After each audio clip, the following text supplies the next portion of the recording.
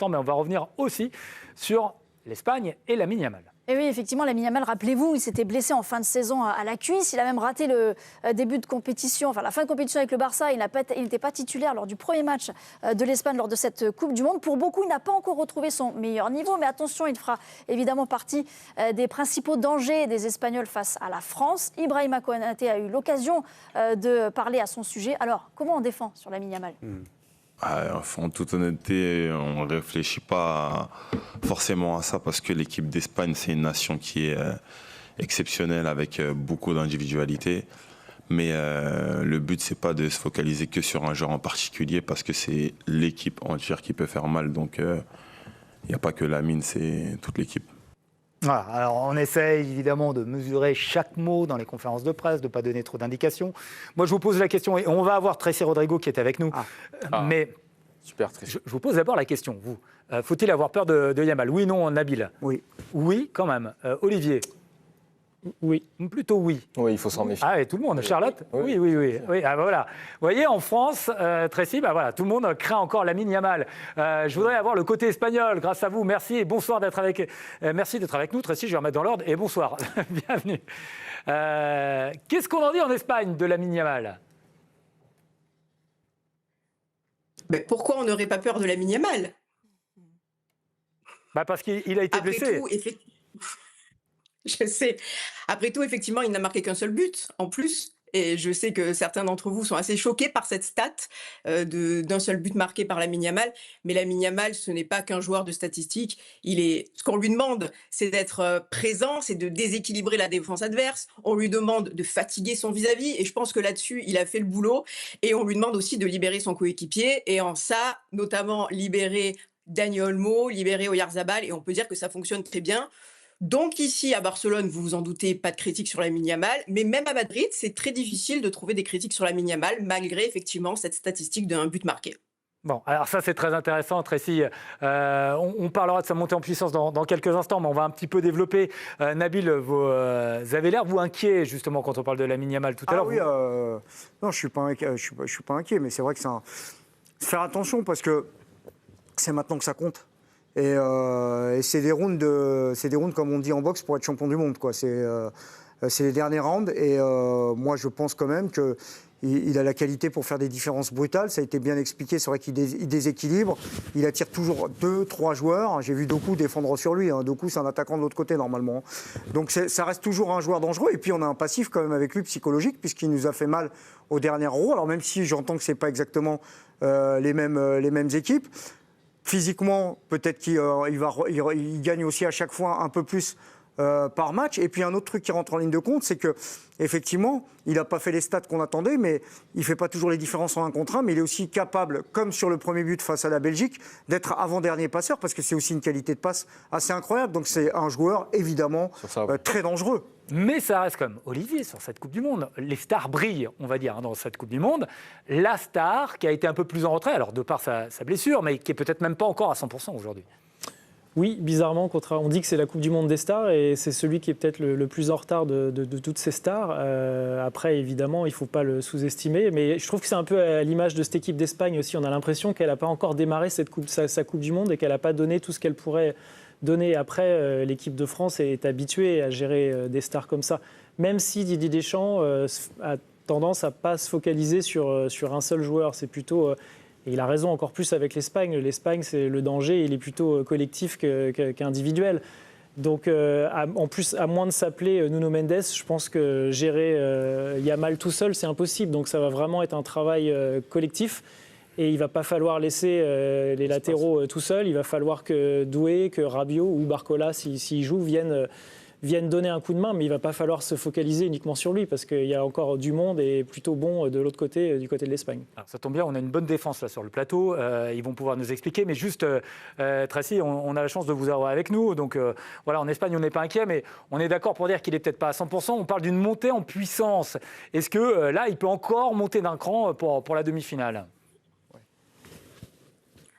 Non, effectivement, il n'est pas encore à 100% et il le dit lui-même. On est plutôt, je pense, à 80% de ses capacités. Nous qui suivons Lamine Yamal toute l'année, on sent que le coup de rein n'est pas encore identique à ce qu'on peut voir toute l'année ici à Barcelone. La vitesse d'exécution non plus, mais on sent que ça revient. On l'a notamment vu sur les 2 derniers matchs. On a vraiment vu que la montée en puissance était assez notable. On a parlé de Nuno Mendes et finalement, oui, il n'a même pas tenu la durée du match, même si il a été très bon face à Lamine Yamal. Est-ce que sa blessure d'ailleurs a été liée à la concentration que nécessite de défendre sur Lamine Yamal aussi longtemps, mais voilà, et finalement ça a changé un petit peu le cours du match face au Portugal. Donc effectivement, on va dire 80% de ses capacités, mais il monte en puissance, il est calme, vous l'avez vu, il chambre un petit peu dans son style habituel, il faut pas mal le prendre, c'est comme ça qu'il fonctionne, ça lui donne une énergie supplémentaire, et voilà, je pense que en plus il adore, bien entendu, comme tous les grands joueurs, ce type de match, il attend ça avec impatience, cette demi-finale, il en a rêvé et en plus avoir été champion d'Europe il y a 2 ans, il a presque envie, comme on dit maintenant, de finir le jeu rapidement en sélection. Et il pourrait le terminer à même pas 19 ans, puisqu'il aura 19 ans demain. Alors, il y a Benoît qui veut vous poser une question. On va faire vite après, mais allez-y, Benoît. Buenas tardes, Tracy. ¿Qué tal? Bien, muy bien. Bon, on n'est pas in chiringuito, là. La bandera del Barça. Hein. Arrêtez. Oui, il y a l'Espagne, mais il y a l'Espagne aussi. J'ai vu. J'ai une question, Tracy, parce que tout à l'heure, je t'ai interrogé sur ce fameux match France-Espagne. Moi, j'ai l'impression, toi tu vas me dire, vu d'Espagne, que cette équipe espagnole est moins forte que les années précédentes.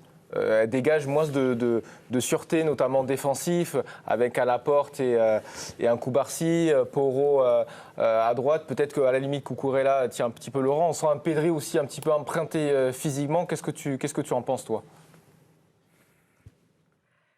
Oui, tu as raison. Et d'ailleurs, s'il n'y a pas de débat sur Lamine Yamal, pour le coup, il y a un vrai débat sur Pedri. Parce que le niveau de Pedri, il est assez inquiétant dans cette compétition. Et si on a vu que Rodri, par exemple, a beaucoup augmenté son niveau, Pedri, lui, a baissé et c'est assez inquiétant. Et il a d'ailleurs démarré sur le banc au match précédent. En fait, on a l'impression que certaines individualités ne sont pas au niveau par rapport à il y a 2 ans. Et Pedri, qui est une individualité très importante, même s'il était blessé sur la finale de l'Euro et la demi-finale. Mais oui, effectivement, il y a des individualités qui sont moins présentes. Il y a Nico Williams aussi, on n'en a pas parlé, mais Nico Williams n'est pas titulaire. Ça fait une énorme différence, puisqu'avant, cette équipe espagnole, elle était dangereuse des 2 côtés, ça pouvait venir de partout. Et là, Nico Williams n'est pas là, ça fait aussi une sacrée différence. Donc en termes d'individualité, et c'est d'ailleurs pour ça qu'ici, on donne la France légèrement favorite, c'est parce que les individualités françaises apparaissent, en tout cas en attaque, assez supérieures aux individualités espagnoles, où l'on compte plus sur le groupe, sur l'équipe, sur comment dirais-je, sur leur capacité en termes de groupe à être au-dessus d'adversaires qui sont au-dessus, en théorie, individuellement. Oui. Merci Tracy, vous restez avec nous, mais juste Charlotte, on défend comment sur Yamal ? On ne peut pas défendre tout seul sur Yamal ? Non, on parle souvent de triangle au milieu de terrain, mais il existe aussi avec notre milieu de terrain, le latéral et le central du côté du ballon. Donc quand Yamal a le ballon, Lucas Digne, il va devoir énormément communiquer avec Saliba et Tchouaméni ou Rabiot qui est sur ce côté. Il faut vraiment être dans un triangle, pas être aspiré. On l'a vu contre le Maroc où Saliba de temps en temps il sortait et là il y avait heureusement Upamecano qui couvrait pas mal, mais il y aura beaucoup plus d'apports offensivement, beaucoup plus de supériorité offensive de la part des Espagnols que contre le Maroc. Ils évoluaient, il y avait 1 ou 2 attaquants à chaque fois qui étaient devant. Ils vont être assez hauts les Ils vont être très très hauts et avoir Olmo qui pour moi est l'un des joueurs qui quand il a le ballon, c'est lui qui essaye de tout en se rendre disponible, qui est très très fort dans cette équipe espagnole. Oyarzabal qui fait une bonne Coupe du Monde, même si sur le dernier match c'était pas terrible. Il faut défendre à 2 et à 3 et avoir énormément de communication. Et celui qui doit communiquer, c'est Saliba qui sera sur le côté de Yamal.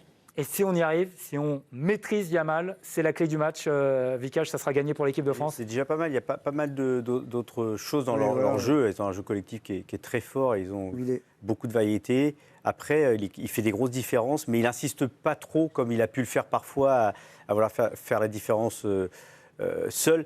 Ils font monter leur bloc, en fait. Ils sortent le ballon. soit en passant d'un côté, en allant vers l'autre très vite. Après, ils décident de finir l'action ou de faire monter le bloc. Moi, je pense qu'ils ne vont pas être pris notamment en contre par les Français parce qu'ils sont vraiment dans le marquage préventif. Ils prennent le temps d'installer leur équipe défensivement avant de prendre le risque offensif. C'est pour ça qu'ils sont très bons défensivement. Donc, ce n'est pas une équipe qui se lance n'importe comment. Donc voilà, après Yamal, moi je suis persuadé qu'il faut le prendre à 2, à 3, le dissuader d'y aller. T'es obligé, moi. Ouais. J'ai regardé pas mal aussi, on en parle souvent avec Tracy du Barça et notamment de Lamine Yamal. C'est vrai qu'on souvent, même en Europe, on dit ouais, il a pas assez de stats et tout, mais quand tu regardes vraiment les matchs du Barça et de Lamine Yamal, c'est quelqu'un qui donne énormément de passes décisives. Il aurait pu avoir des stats mirobolantes parce qu'il a donné bon nombre de ballons à Ferran Torres. C'est un joueur qui aime marquer, mais qui aime faire plaisir, qui aime les passes décisives. Ouais. On parlait de l'avant-dernière passe, il est aussi souvent à l'origine de tout ça. Donc oui, c'est une vraie menace. Bon. On remercie Tracy qui va avoir beaucoup de boulot. On va la retrouver. Là, il y a 2 jours de dingue, Tracy. Et vous allez avoir du boulot. J'espère que les Espagnols ne vous embêtent pas trop. Merci à tous. Merci. Et à